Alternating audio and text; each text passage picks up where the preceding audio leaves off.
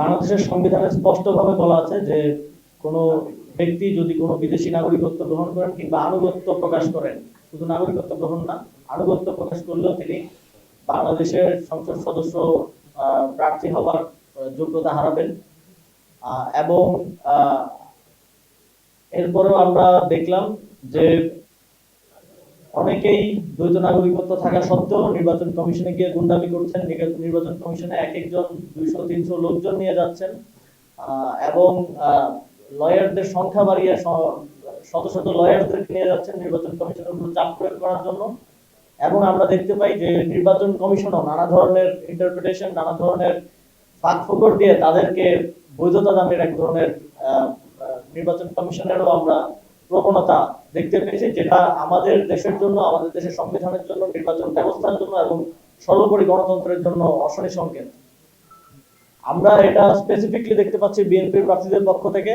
BNP নিজেদেরকে গণতন্ত্রের ধারক বাহক, গণতান্ত্রিক রাজনীতির পায়োনিয়ার বলে বিভিন্ন জায়গায় বলে আসছে এবং মনে করে, কিন্তু তাদের কাজকর্মে আমরা দেখি যে তারা সম্পূর্ণ 180 ডিগ্রি টার্ন নিয়ে গণতন্ত্রের বিরুদ্ধে, বাংলাদেশের সংবিধানের বিরুদ্ধে, বাংলাদেশের প্রচলিত আইনের বিরুদ্ধে কাজ করে যাচ্ছে।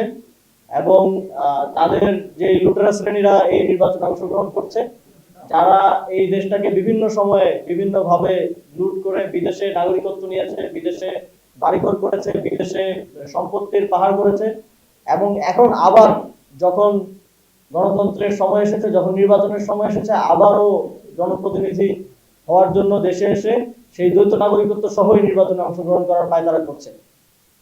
আপনারা যদি জনপ্রতিনিধি হতে চান, তাহলে প্রকৃত অর্থে প্রথমে বাংলাদেশের এককভাবে বাংলাদেশের নাগরিক হন।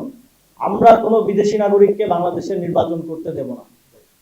আমরা কোনোভাবেই, যদি নির্বাচন কমিশন এক্ষেত্রে সংবিধান লঙ্ঘন করার কিংবা কোনো ধরনের ইন্টারপ্রিটেশন দেওয়ার কিংবা কোনো ফাঁকফোকরের মধ্য দিয়ে তাদেরকে এর বহির্ভূতভাবে তাদের প্রার্থিতা বৈধ করার কোনো চেষ্টা করে, তাহলে আমরা একই সাথে এবং একই সাথে রাজপথেও নামবো। আমরা এই নির্বাচন কমিশনকে সর্বোচ্চ সহযোগিতা করে আসছে প্রথম দিন থেকে, এবং আমরা বিভিন্ন জায়গায় তাদের অনেক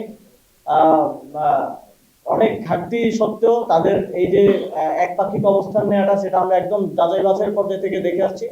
তারপরেও আমরা চেষ্টা করছি তাদেরকে সময় দেওয়ার, সুযোগ দেয়, যাতে তারা এগুলো ঠিক করে নেয়।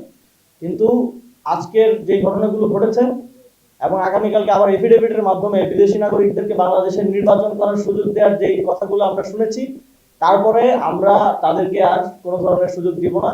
আগামীকাল যদি আমরা দেখি যে কোনো ঋণ খেলাপি, কোনো দ্বৈত নাগরিকত্বধারী কেউ নির্বাচন করার যোগ্যতা পাচ্ছেন, সেটা যে শর্তেই হোক, যে ইন্টারপ্রিটেশনের মধ্য দিয়েই হোক, আমরা সেটার বিরুদ্ধে রাজপথে নামবো। আমরা সেটার বিরুদ্ধে আমাদের পরবর্তী আইনি লড়াই চালিয়ে যাব। আমরা কোনোভাবেই এই নির্বাচন কমিশনকে পূর্ববর্তী 3টি নির্বাচন কমিশনের মতো একটা দায়সারা নির্বাচন এবং একপাক্ষিক নির্বাচন, সেটেল নির্বাচন আয়োজন করার সুযোগ দিব না।